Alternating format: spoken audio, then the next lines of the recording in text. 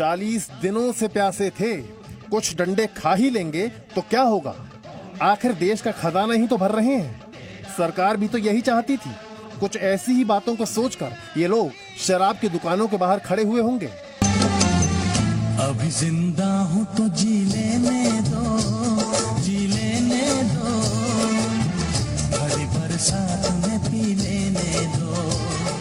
क्या दिल्ली, क्या कोलकाता, चाहे कर्नाटक हो या महाराष्ट्र, आज शराब की दुकानों के बाहर खड़े हर किसी के दिल से एक ही आवाज निकल रही थी। बड़े दिनों के बाद मिली है ये दारू, दारू दे दारू, बड़े दिनों के बाद मिली है ये दारू, अरे होश रहे न बाकी साकी दे दारू। इस मुस्कुराते हुए चेहरे को देखकर आप ये सोचेंगे कि ये लॉकडाउन खुलने की खुशी है। नहीं, ये तो शराब की दुकानें खुलने की खुशी है। पीने वालों को पीने का बहाना चाहिए, और पीने वालों को पीने का बहाना चाहिए। आपके लिए ये एक शराब की बोतल होगी, इनके लिए तो ये वर्ल्ड कप से कम नहीं है। इतनी खुशी तो कपिल देव और धोनी को क्रिकेट वर्ल्ड कप उठाने में नहीं हुई होगी जितनी खुशी इन जनाब को शराब की बोतलों को उठाने में हो रही है। सड़कों पर ऐसी कतार नोटबंदी के बाद पहली बार लगी। जितनी दूर निगाहें जाएंगी उतनी दूर तक बड़ी श्रद्धा से खड़े होकर लोगों की कतार ही दिखाई देगी।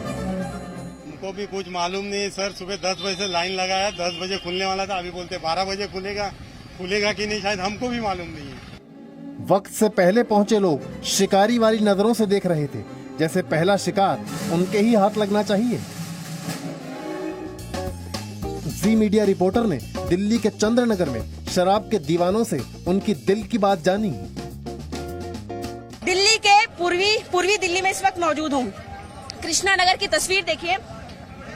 दुकान के दोनों ही तरफ लोगों की लंबी कतारें हैं और इस भीड़ में लोग सोशल डिस्टेंसिंग को पालन नहीं कर रहे और इसीलिए यहाँ पर पुलिस की तैनाती भी आपको नजर आ रही होगी।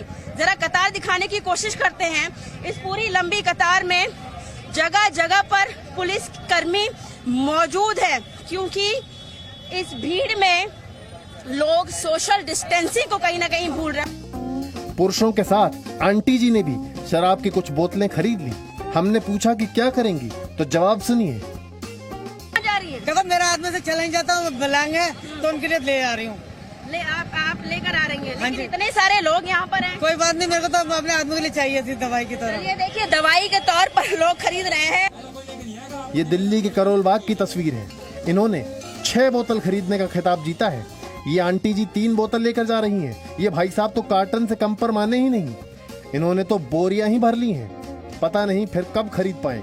इनके हाथ में तो शराब की बोतल है ही, पॉकेट भी शराब की बोतल से भरी पड़ी है। अरे भाई, ऐसी भी क्या प्यास है। अब तो दुकान खुली गई, फिर ले लेते।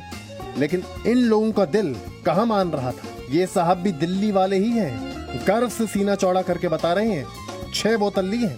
पता नहीं कब से इंतजार था इनको। भाई साहब, ये 6 लिया भाई साहब। कब से इंतजार कर रहे थे खुलने का? 2 महीने से।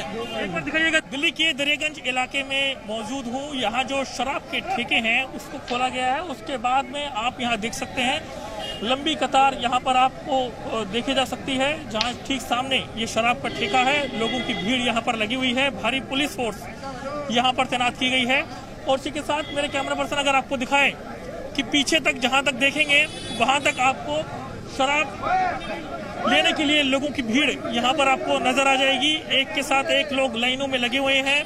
लेकिन यहाँ पर जो बात है इस तरीके से सोशल डिस्टेंसिंग की, वो यहाँ पर फिलहाल नजर नहीं आ रही है। अब जब दिल्ली वाले शराब का स्टॉक बढ़ाने में लगे थे, तो ऐसे में कश्मीरी गेट पर कुछ लाठियां भी बरस गईं। भीड़ बढ़ी और लोग बेकाबू हुए तो पुलिस ने दे दनादन शुरू किया। जहां जिसको पाया दौड़ा दौड़ा कर पीटा। जैसे सारा नशा उतार कर ही दम लेगी पुलिस को जितनी परेशानी लॉकडाउन में नहीं हुई, उससे ज्यादा आज शराब पीने वालों को काबू करने में हुई। कई जगहों पर शराब की दुकानों के बाहर ड्रोन उड़ाए गए।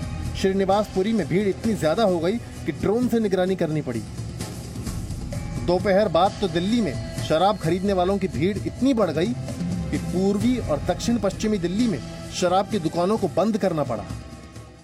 अगर हम जिम्मेदार नागरिक बन के काम नहीं करेंगे तो फिर से और कड़ाई करनी पड़ेगी। और कब तक हम लॉकडाउन में रहेंगे? जिंदगी भर तो लॉकडाउन में नहीं रह सकते ना। 1.5 महीना तो हो गया लॉकडाउन में रहते रहते।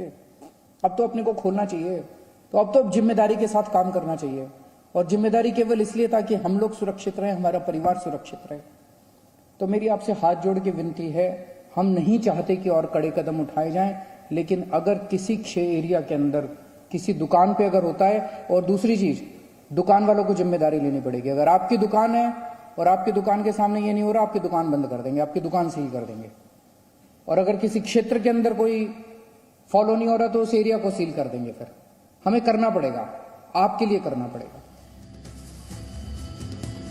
इन तस्वीरों को देखकर सवाल ये उठता है कि शराब से कमाई जरूरी है या कोरोना से लड़ाई।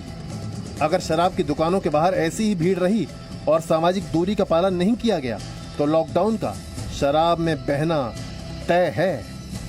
कविता शर्मा के साथ नीरज गौड़, जी मीडिया।